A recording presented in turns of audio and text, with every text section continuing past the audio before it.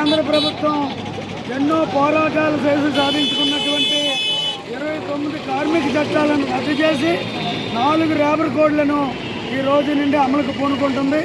ఫిబ్రవరి 12న దేశవ్యాప్తంగా కార్మికులందరూ సమ్మె చేసి దీన్ని వ్యతిరేకించినప్పటికీ మరీ మొండి వైఖరితో ఈ రోజు నుండి 4 లేబర్ కోడ్లు అమలుకు పూనుకుంది.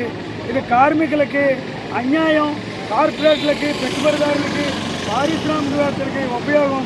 కార్మిక సంఘాలు నిర్మించుకోవాలంటే అనేకమైనటువంటి షరతులు పెట్టి కార్మికులను ఐక్యం చేయడానికి వీలు లేకుండా చేస్తున్న కుట్రది.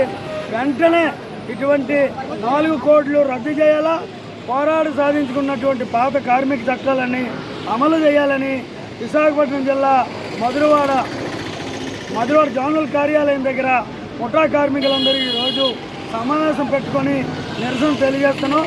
ముఠా కార్మికులందరికీ సమగ్ర చట్టం చేయాలా, ఈఎఫ్ఐ సదుపాయం కల్పించాలని ఈ సందర్భంగా డిమాండ్ చేస్తూ ఎట్టి పరిస్థితుల్లో కేంద్ర ప్రభుత్వం మొండి వైఖరికి పోకుండా 4 కార్మిక కోడ్లని రద్దు చేసి యథాతథంగా పాత కార్మిక చట్టాలన్నీ అమలు చేయాలని ఈ సందర్భంగా డిమాండ్ చేస్తారు.